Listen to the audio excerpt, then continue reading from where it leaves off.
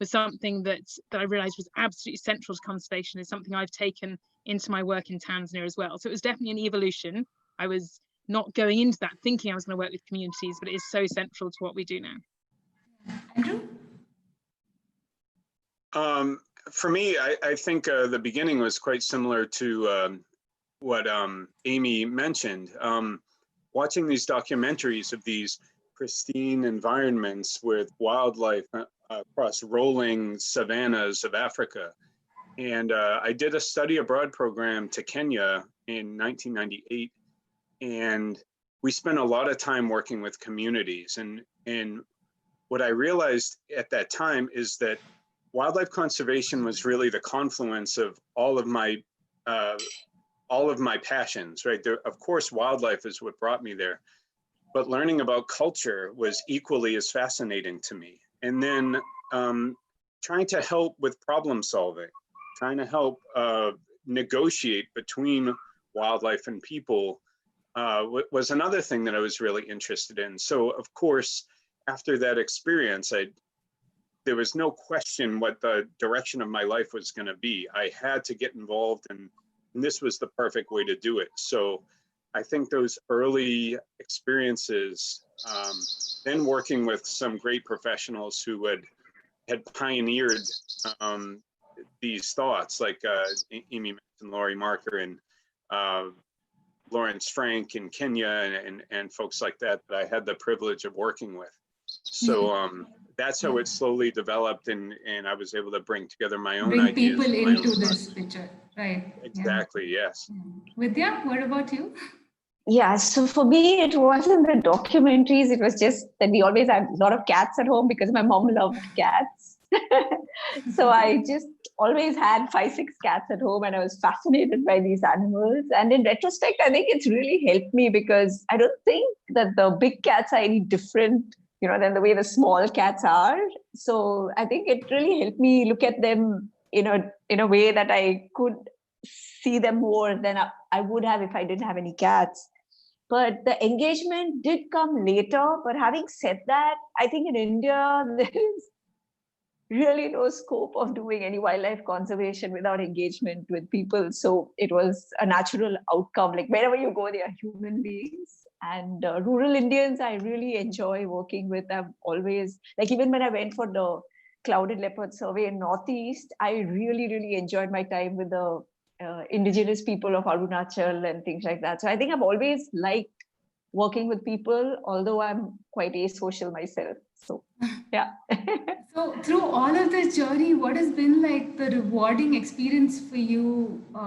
So all of you worked for very long on like communities as well as wildlife. Like what has been the most rewarding story that you can tell? Any thoughts? Sorry, it just broke up for me there. The most rewarding story about my career so far. Yes. So the most rewarding thing I think was just when I moved into Tanzania in particular, and I was very keen on working with communities for all the reasons people have touched on.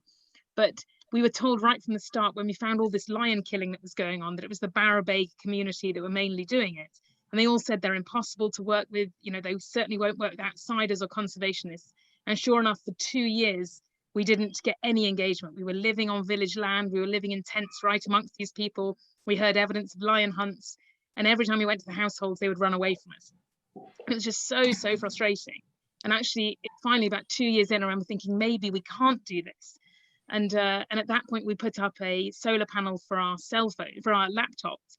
And suddenly then the Barabeg warriors arrived to charge their cell phones, which just I couldn't believe that this is the thing that brought us together. But of course, I should have thought of it. And it was the beginning of the relationship. And I have to say, it's been very up and down since then. But from going from the stage where they were really worried about us, they thought I was some kind of witch. They were concerned that we were trying to abuse their trust. There were loads of issues on both sides. And the fact that now we are really seen as a community conservation project, that we have their own benefits at heart. And to see just the biggest transition, one moment that I was very proud of was when some young men went out on a lion hunt a couple of years ago, and the women in the community stood up and called those young men back in without us involved at all, and said, you are killing the very thing that is enabling us to give birth safely and educate our children, because they recognize the benefit programs coming from the project. and to see them do that and them enact lion hunting and elephant hunting bans in the village was so exciting for us, and to see how far we'd come. Wow, that sounds amazing. Vidya, any experiences? My noisy cat has come, but apart from that, personally, I think what really amazed me was to find it was like a journey to see how people and wild animals such as elephants, leopards, hyenas negotiate space. I mean, I think that really, really enriched me as a person. And professionally, yes, to see that, you know, in some pockets, our conservation actions have actually worked. Yeah. Okay, like rewarding for you would be that it would work what you started. Rewarding that people quickly do acknowledge and do appreciate that there is a way of sharing space with wildlife that is not so much rooted in conflict, but more in just shared spaces. And I think that's really nice to see. Yeah. Yeah. Andrew, any experiences about people and your projects, Yeah, how it affects yeah, them? there are lots of small examples over the years. One that kind of comes to mind in our current project, we're pioneering this alert system whereby the lions have these programmed line of coordinates that when they cross, it sends a real-time alert to the cell phones of each individual person within that village where that individual lion is approaching. And it gives the name of the cat and the distance, doesn't give a direction, but each person in that village has the opportunity to go out and collect their livestock to make sure that they're safe. So a few years ago, we had one of these lions that was killed by one of the villagers. And during a community meeting, the other villagers who knew, of course, who did it, they all know each other. Many people in these villages are related, and they know what each other are doing. So when the topic came up in this meeting, several people from the village said, you know, what do you think you're doing? Why are you killing this lion? We're getting alerts. We know where he's going. Now we have nothing. Now we're in the dark again. So providing information whereby the community, and it's similar to what the example that Amy gave, where you create a space for people to actually have in-depth conversations about ways of coexisting because they see the benefit of some of the programs that we're giving or the wildlife that's in their area. And so that for me was like a big moment for us where this is showing some level of success. People are seeing the value of what we're doing. Yeah. So along the lines of what you said, has there been any instance where the clever, wily nature of these large cats have caught you off guard about what you're trying to do and they did something completely different? Yep. That's pretty much every day. I mean, anytime you think you know these animals, they show you something different. Can you come up with one story, like the one? Okay, let's see. I think, you know, one of the one of the animals that we have that we were following in our program, we have the villagers name all the cats so that they have a connection in their local language. There was one cat, her name was Malahari Harry, and that name means the sneaky one, right? Oh, and of course, she's a survivor. When we darted her, we found like a healed bullet wound in her shoulder. She had a short tail, like she was like a tough lioness. And so she'd sneak in the village, kill, and then move back out, and sneak into the village and kill and move back out before anybody could detect her. And it's got to the point where she's taken on mythological, like, sort of characteristics. Like, she's no longer a lioness. She's beyond that. And she actually died a couple years ago. And the villagers, many of them refuse to believe that she's gone. They just think that she's like in another space that is still active and coming after their livestock and all of this kind of thing. So, you know, even just kind of the mythological, like, nature that even people can see in individual animals is impressive. Yeah. Vidya, I think you also, I've heard this story when we were interacting, but Yeah, there was this leopardess, Lakshai, and we were trying to recapture her to make sure like her collar is fine. And for 4 months, every day, we camouflaged a trap. And she had a little cub by then, and she had a subadult son who also we had collared. So all three of them would be hanging out together. They would try and get the goat from the back, the bait cage, but they would just not enter from the front. I mean, it was just incredible. And she taught her little cub, who must have been a couple of months old, to not enter from the front either. So it was like actually a battle of wits between them and us, you know. So, yep, they I think understand a lot more than we give them credit for. And I think they, you know, the fact that her cub didn't enter the trap cage, I thought was phenomenal, because that's something she probably taught him not to do as well. So wow. Yeah. So are there any stories?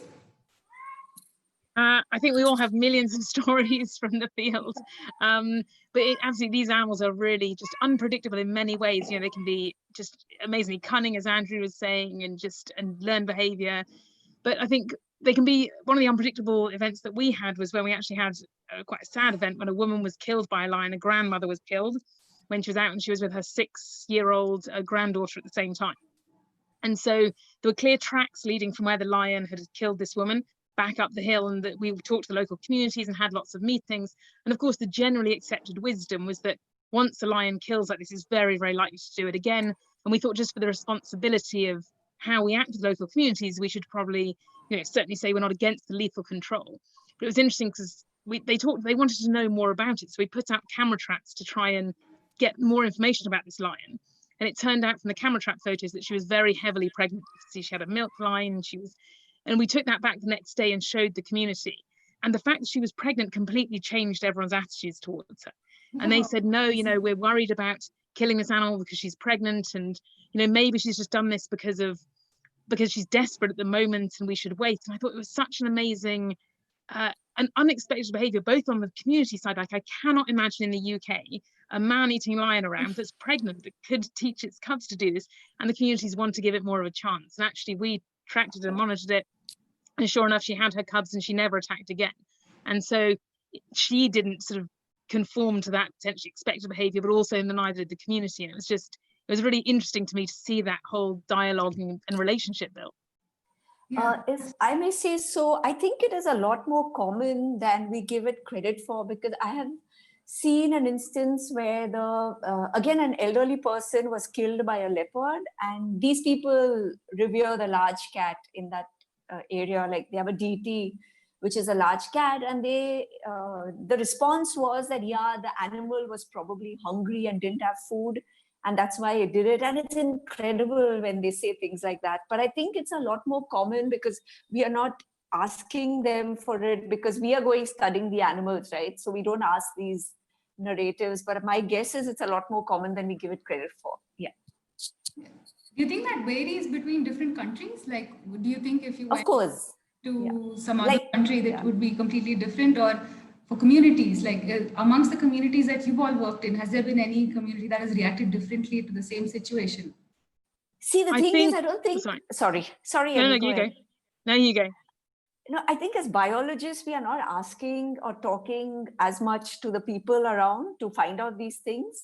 And having said that, in my little experience, I think it's the people who have had a long history of shared spaces that have more of such a, you know, a relationship or an inclusiveness in them than communities like Europe, etc., where large carnivores have not been part of the landscape for a long time. And even like in India, Tarsh's work on elephant shows that the settlers who came later have a different relationship with the elephants than the people who have always lived there. They're more fearful of them. So I'm sure it changes. But I think the history of shared spaces determines that. I may be wrong. Yeah. Amy? Yeah, I think it's extremely Yeah. complicated. It depends on many different factors. And I think that history is a very strong one. Certainly from working on Namibian commercial farms, people had far, far less tolerance for species like lions and even cheetahs there. Whereas actually where I'm working now amongst far poorer communities in Tanzania, they have relatively much more tolerance. There's still lots of killing of these carnivores, but the amount they're willing to put up with seems much higher because these animals are seen as a natural part of the ecosystem. But saying that in some areas of Tanzania and also particularly in Mozambique, there's a particular idea with man-eating lions about the presence of spirit lions. So while people get very antagonistic about the idea of a lion killing cattle, because that's the lion's fault, often if a human is killed by a lion, it's not blamed on the lion. That wasn't a normal bush lion, that was a spirit lion that somebody from a rival tribe had bewitched and used as their kind of tool to take revenge on another person. It's much more about intertribal conflicts than it does anything to do with the actual lion behavior. And so as soon as you see that and you start to see the mythology about lions and man-eating, you're dealing with a much different response to it that will actually often amplify or reflect human-human conflict rather than human-animal conflict. Yeah, actually that brings me to this question where I wanted to ask you about what the people think about man-eaters. Do they actually segregate the animals as a man-eater lion versus another lion, or do they think of them as the same species, or how is it? So is this to me, so from our experience, it really again depends even on tribes in the same area. Some of them will put a lot of weight on this idea of spirit lions and say this isn't a normal bush lion, this is the spirit lion, and you can't find their tracks necessarily, and you can't tell. Some people say the only way you can tell is through a smell. So they will view that as a different type of animal. There are others who haven't thought about it that way or don't think about it that way and will blame it on the lion being like any other kind of, potentially dangerous lion. So again, even within communities, you can see a real difference in how people view. Yeah. In our areas, man-eating is not very common at all. In our study area in the northern part of the Okavango Delta in Botswana, since starting our program, the past 5-6 years, we've had 3 lion attacks on people. All 3 of those people survived, and in all 3 cases, they were chasing the lion. And if the lion really wanted to kill that person, they would be dead. I think the lions actually showed a bit of restraint as kind of a sort of a test to say back off. And so the communities, of course, are very upset about this, but they don't see lions as big of a threat to human life as, say, elephants or crocodiles or hippos, which are far more of a threat. So I think they see lions as dangerous, but not nearly on the scale as some of the other animals in the environment. Okay. Yeah, I think I remember in Himachal, Vidya, when we were working, they would distinguish the leopard who would attack people as the one which is introduced by the forest department. That also shows up how they think of the of their conflicts with the forest department rather than the leopard in itself. And they would differentiate with the other leopards that are in their landscape, which is very friendly, and they sort of like are your accompaniment when you're in a forest, so you're not alone, and things like that. And so they do differentiate between the 2 communities. Yeah, as like a vehicle of control by the forest department. All of these other connotations come up on this animal.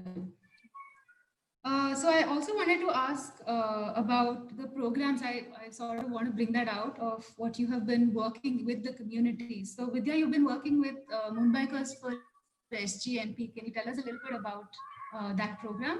So it's an urban area, and like people living with in an urban area. How does that work? So what was happening was that long back, Sanjay Gandhi National Park, which is 100 square kilometers in Bombay, was thought to be a leopard forest. So all leopards trapped in the nearby areas would be released in this place, thinking that, oh, it's a lovely leopard forest. And what we realized, and the management also realized, was this was creating a problem because it was attacks on people were a lot. Like I think in 2004, 2005, there were 30 attacks on people each year.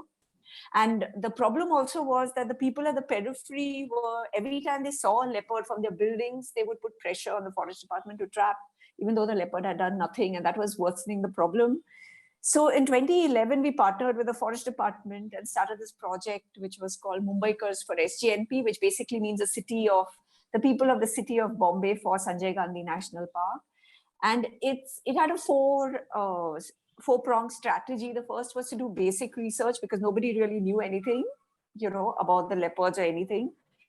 The second was to better the capacity of the forest department to respond, because whenever people were scared, they would call and there was no good response, and they weren't well trained in handling leopard emergencies either. The third was to work with the forest department to partner with the other stakeholders, like the media, the police, the municipality. And the fourth was to be very inclusive and include anybody who was interested could come and join, like from housewives to wildlife students to anybody at all. So it was really incredible, and it was all done voluntarily. There was like no money being spent, and it runs even today. It's a decade down the line, and now the forest officials say that earlier we used to always get phone calls for trapping the leopard, and now we get phone calls for asking us to come and hold awareness sessions. And there's been no attacks on people since 2017, despite the highest density of leopards. There's some, I think, the last published thing is some 22 leopards in 100 square kilometers, which is crazy high. And the density of people there is minimum of 20,000 people per square kilometer at the periphery. So if there had to be conflict, that would be a place where there should have been conflict. And conflict, I mean human attacks, and there's none now, although leopards are being seen all the time. So I think that was a really nice opportunity we all had to contribute. Amy, I actually wanted to hear the journey of how a warrior became a guardian in your area in Ruwa in Tanzania. Can you tell us a little bit about that?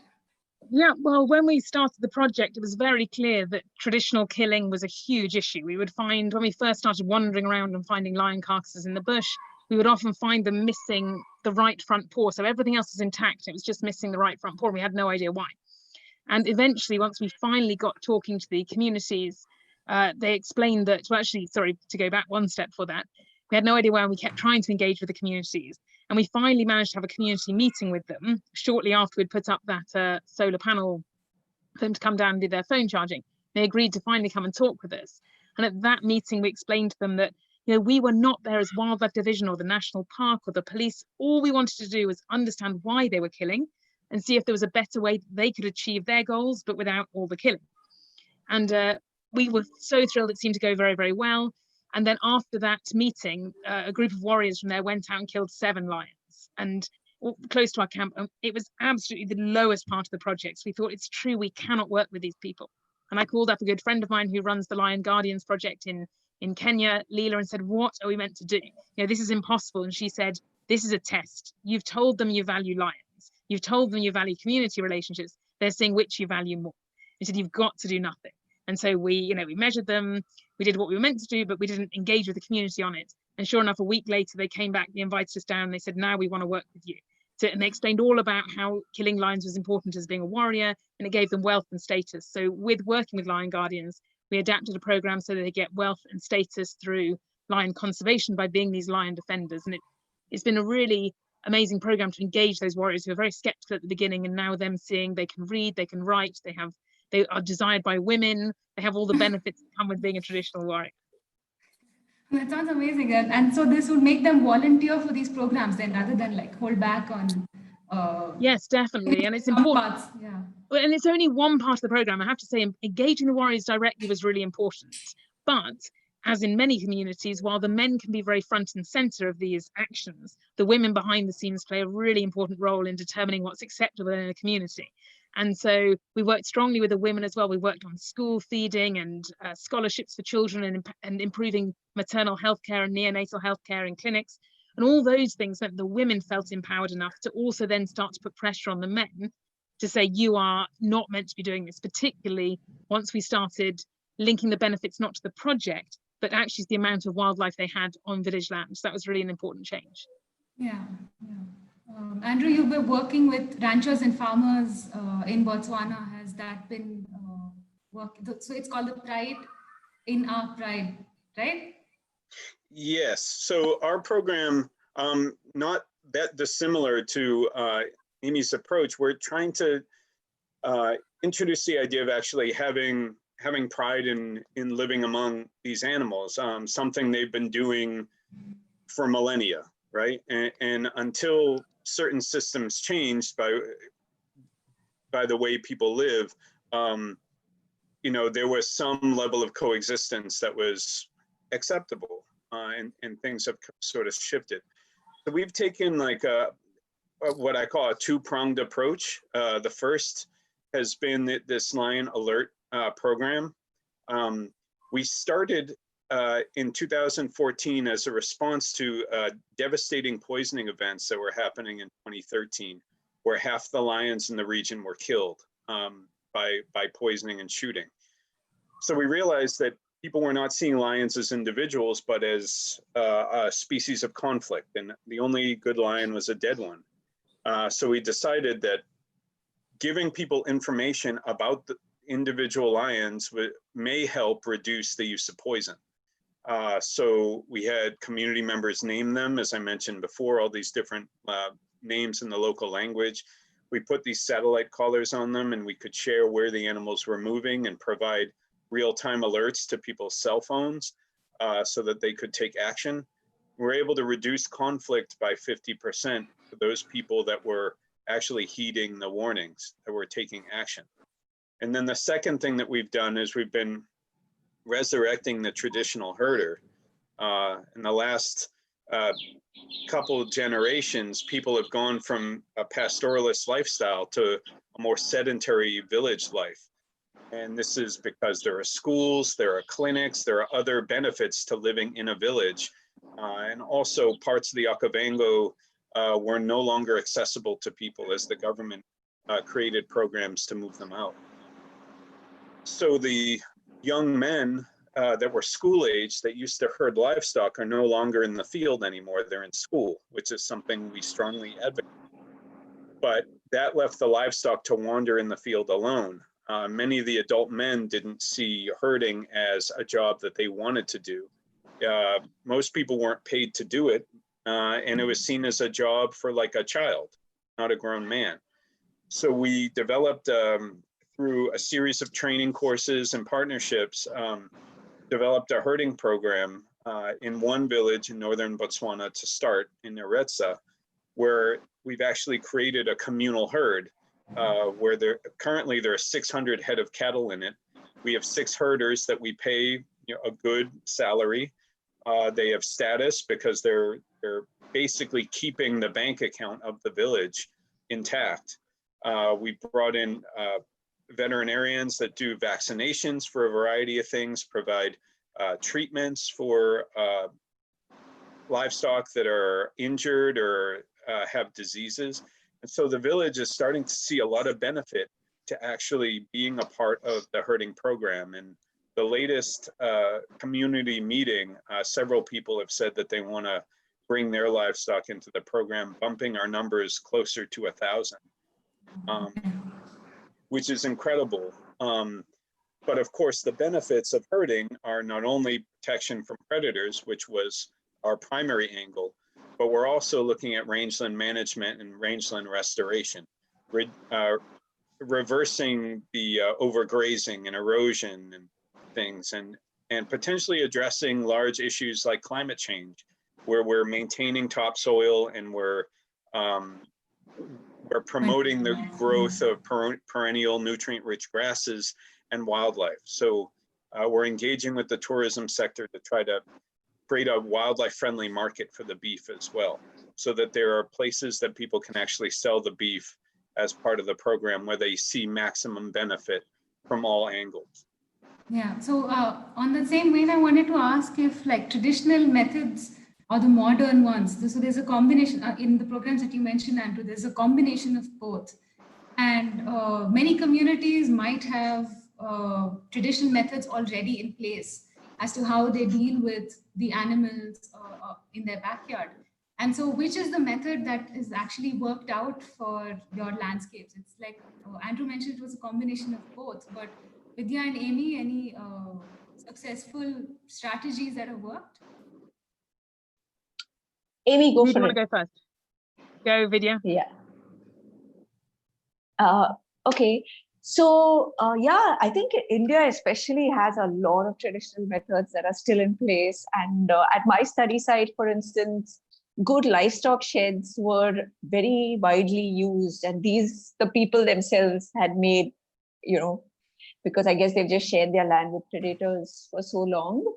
And the other are, of course, the dog collars that you see in spiked dog collars that you see in the hills, and that's also a traditional method. So it's old fashioned. They have that collar with spikes on it. And yeah. So yeah, that's a couple of examples. Amy, go for it. Yeah. We also use a mix of methods. We've used these livestock guarding dogs that we used in Namibia, and they traditionally have been used in Turkey for millennia to protect livestock against large carnivores. We've just done a small trial, but they have some success. They also have some issues, like they're too big for these very rural communities to feed. But it's really a combination of both approaches. One of the most successful models that we use is the community camera trapping you referred to. So for a long time, probably 5 years of the project, we were giving lots of community benefits and people really liked it. We were investing in healthcare and education and veterinary medicine, and they would wave at us and be happy with us, and then they'd still go and kill carnivores, because why wouldn't you?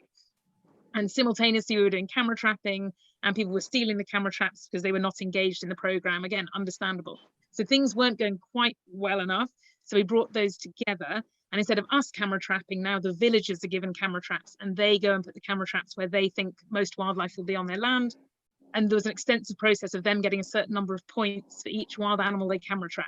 And at the end of each 3 months, those points are translated into extra community benefits. And it's become a really significant driver of local community development. And people immediately switched from recognizing the project as giving benefits to recognizing it came from the wildlife itself. So they protected wildlife dens and protected the camera traps, and it really has changed that idea of the wildlife being the resource. So a little bit like how Andrew touched on, them seeing it as really important for their livelihoods. Yeah.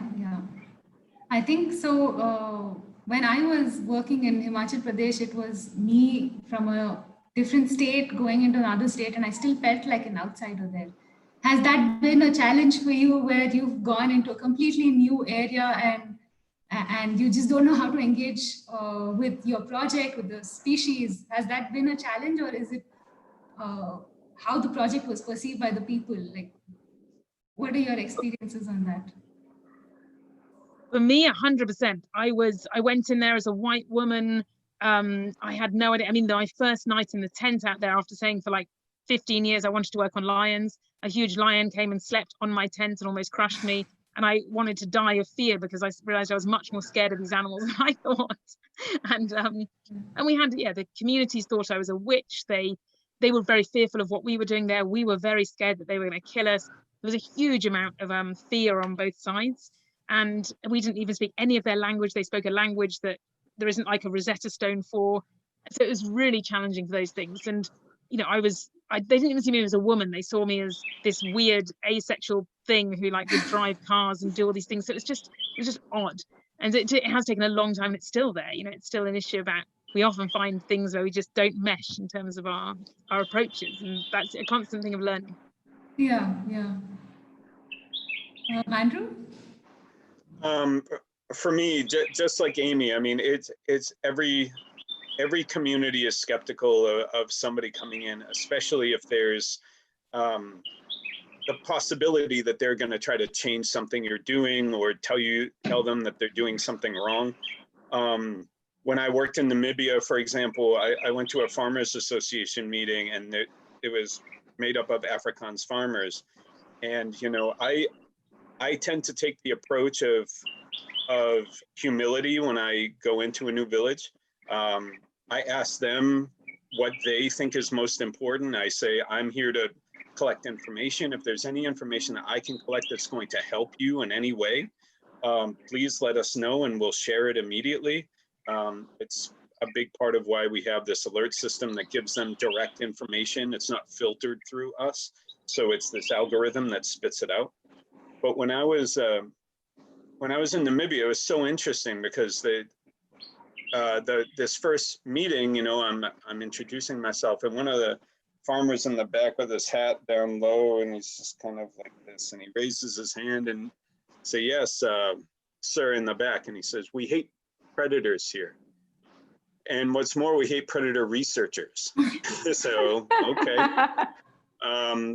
fair enough. I mean, you've known me for 30 seconds. I mean, why, what do you hate about me and people like me? And he said, you know, you collect information, you don't share it. We have cheetahs on our property that have collars. You know exactly where, researchers know exactly where they are, and they don't tell us. So then we have 10 dead sheep the next day. How are we supposed to trust you? How are we supposed to have a relationship with you if this is how you operate?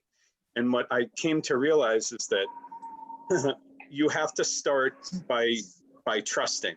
You have to start by giving information, even if people might use it against you in a way that you don't want, because if you don't share, then they will never share. And they're the ones at the end of the day that are living with these animals. And you know, one day I'm sitting in the United States right now. They're living on the front lines every day. So with my program in Botswana, I hire a fully local staff, people from those villages. The lead of my program has a PhD in rangeland management, and he's from Botswana. So that they can actually sit, they understand the processes of traditional engagement within communities, even though there are multiple tribes that we work with. The infrastructure of engaging with communities is the same. And so I think that's the most important, is that local people are involved at every step, that they're involved in the development of the program and the governance of the program, much like what Amy is mentioning. And I think once they feel empowered and they feel that they're in control and we're just there to support and provide maybe a little technical advice, then that's when your program grows and takes root and becomes more and more successful. Yeah. So I was thinking about when you were talking about how you're empowering the community to handle the situation the way they want it. But we've already come in with our own idea of conserving the animal, and like we want to reduce the number of killings. So how do you balance that out? So you're already in the community with your ideas, and they know that. And so how have you balanced that out when you approach them? If I could just answer this quickly, and then I'd love to hear what Vidya and Amy say on this, because they have a lot of great experience as well. For me, like we come in and like, you know, our program was to conserve lions because of this poisoning, right? But with the herding program, how we frame it and how we talk about it is, we're here to help you protect your livestock, right? And that's what people care about most, right? It's not necessarily about lions or this or that, but if they can protect their livestock more easily and not be chasing after lions, potentially getting attacked, then that's a benefit to them, right? If we can build this program where they have fewer losses, that there's less disease in their livestock, and then the lions on the landscape don't really matter as much. They don't see it as antagonistic, because they're already addressing the central problem to that coexistence. So that's how we try to frame it. And we rarely even talk about lions when we're talking about the herding program, because it's not the biggest issue. And it's certainly not, you know, there are other issues that people are concerned about when we try to address those. The lion thing kind of takes care of itself in the process. Yeah. Yeah, so I would like to say here a little bit about the previous thing you were talking about, Shweta. I think we in India are pretty lucky because we don't have that much of a human-human conflict related to the carnivores. And I came to know this when we had Norwegian collaborators, and they came to my study site, and the shepherd was showing them, oh, there the wolves are. And they were so shocked, because they said, in Norway, even if we drive into a rural landscape and they know we are biologists studying wolves, they chase us away. Okay, and here a shepherd is showing you where the wolves are. So I think that way in India, we are, you know, much more fortunate, and something to really appreciate, that human-human conflicts haven't gone that far. Having said that, even me as an urban person getting into a rural landscape is quite an outsider, okay? The good thing is, at least in the Maharashtra work, I knew the local language a little bit. Another thing that I've always done, even if I'm working on wildlife, you know, or even with people, is always have a local person as part of my team. Because what that does is, initially when I go into the villages, there's already a person they know with me. And that itself makes it a lot easier. Like if I go alone, there's no way they'll engage. I mean, I'll have to go 10 times before they start engaging with me. But the fact that Akaka, for instance, you met him, right? Yeah. He was with me, is okay, come and have tea and have lunch. And that's it, it's done. So I think it's really important that. It's also important who you pick to go with you, right? Absolutely, absolutely. This really likable old man who would just talk to just anybody in the land. And he was also very respected in the community, you know. Yeah. Right. Amy, any stories?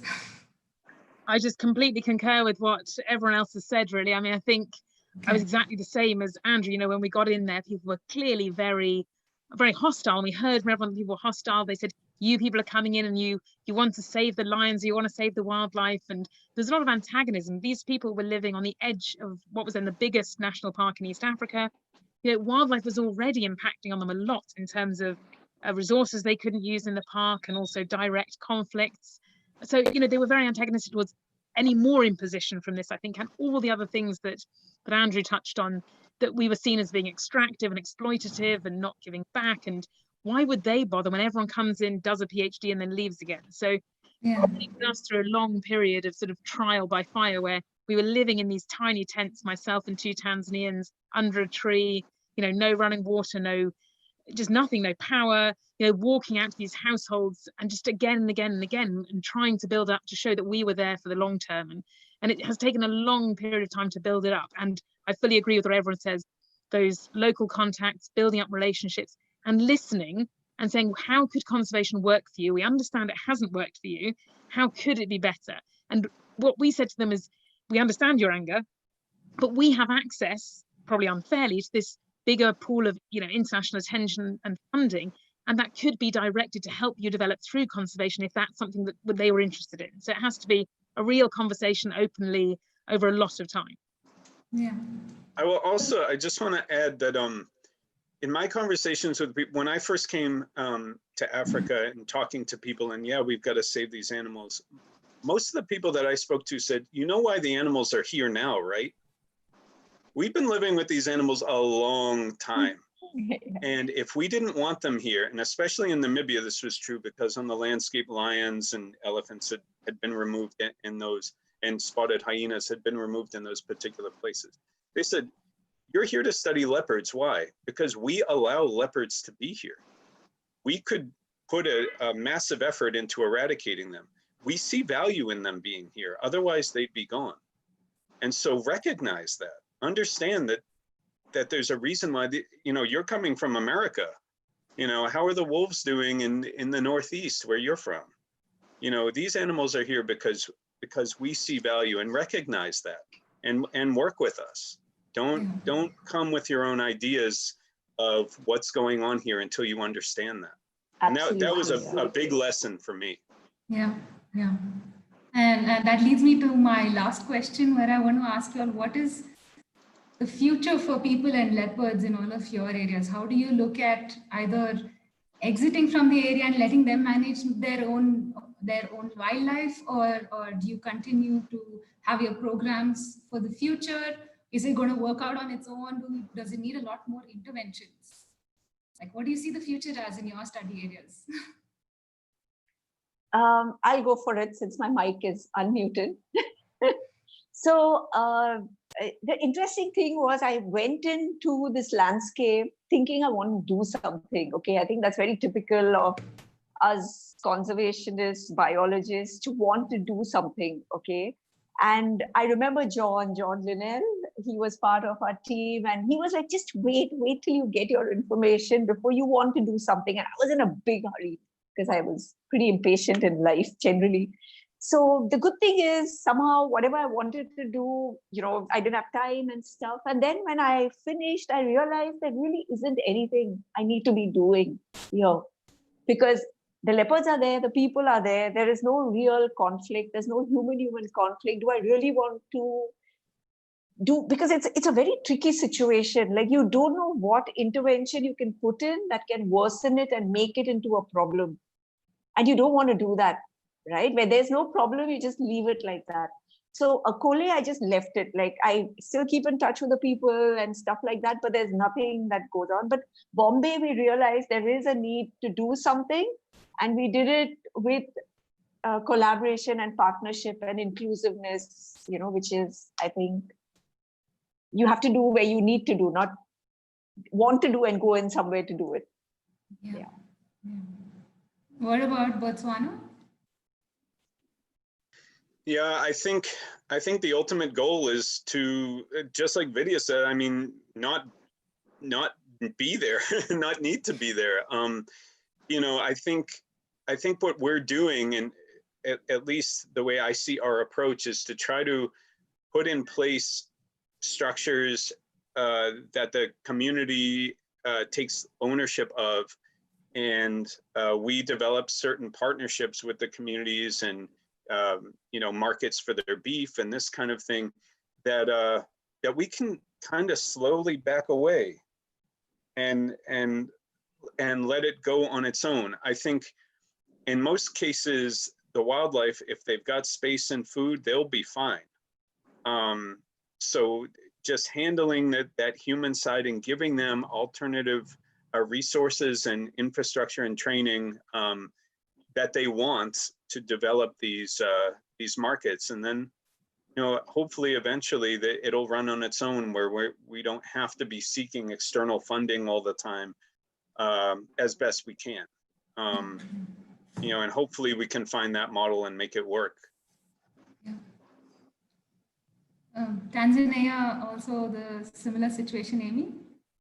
Yeah, well, sort of a mix of things, really. I think this is a question we get all the time when we do grant applications. How is this going to be sustainable in the long term, blah, blah, blah. Yeah. And I think realistically, in somewhere like Ruaha, where there is such poverty and just the level that we need to get to is still quite far away in terms of making sure that conservation is really embedded as a viable land use. And so I think there's a lot more that needs to be done. And I'm not saying that it has to be me doing it. I really want, as Andrew talked about, we're empowering the team themselves, making sure they will get skills and training and degrees, and so that they can be really good conservation biologists in this project or others. But we are going to have to, I want this project to be there for like 20 years, making sure that we can really capture the international fascination with species like lions and really use that to ensure that we drive development locally and achieve those people's benefits in a way that is good for wildlife as well. So that's my long-term goal, and it is in the short term going to require a lot more donor funding. For all the donors out there, we still need your cash. But in addition, new streams of funding, things like hopefully carbon credits, maybe biodiversity credits, performance payments, all kinds of different things rather than the existing models in isolation. Right. So that brings us to an end of our discussion. There are a few questions that people have put up in the chats that have been that I will be asking you. Some of them are for everyone, but there are a few addressed to particular people. So Hans Bauer has put up a question for Dr. Amy Dickman about, so you were talking about carcasses missing the right paw. He's asking what's with that. So sorry, I should have explained. So when the warriors talked us through this, and they said when they go out and hunt a lion, the person who throws the first spear that hits the lion, even if that isn't the warrior that kills the lion, is the one that gets to cut off the right front paw.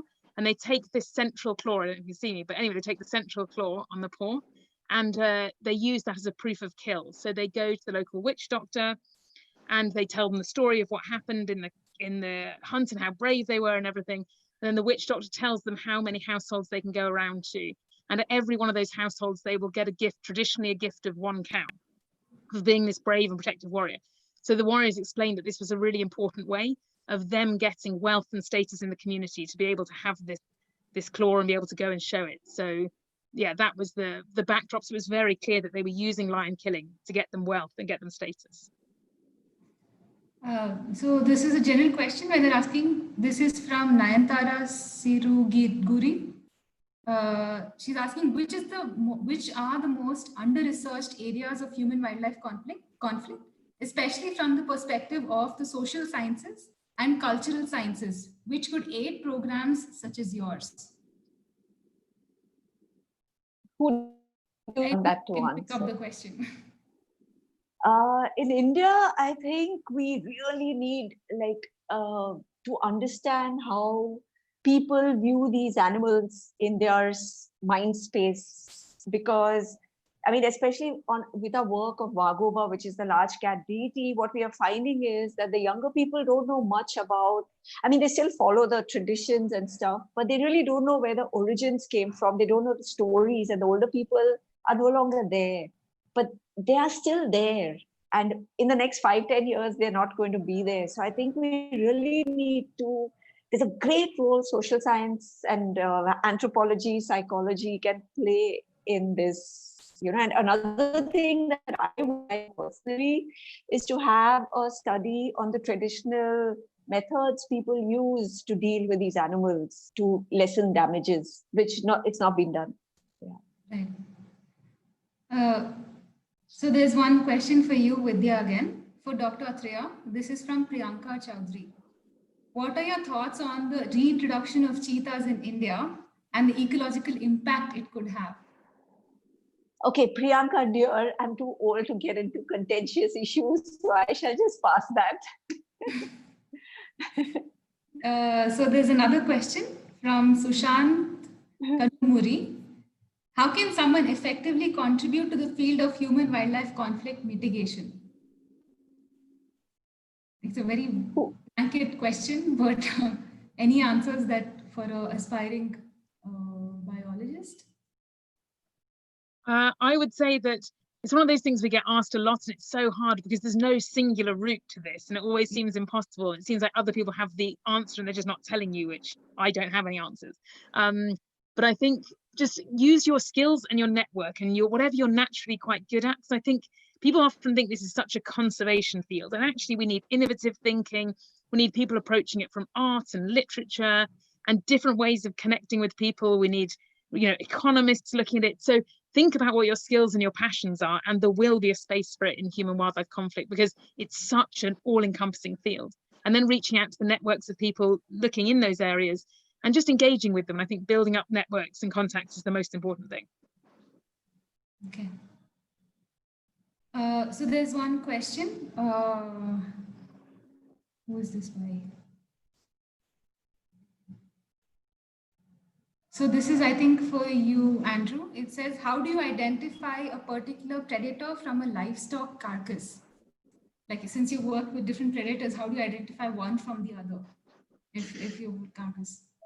Yeah, there are a few things. I mean, the first thing you have to do is get there early. After a kill is made, there are signs around that carcass that make it possible to make a determination of which predator killed.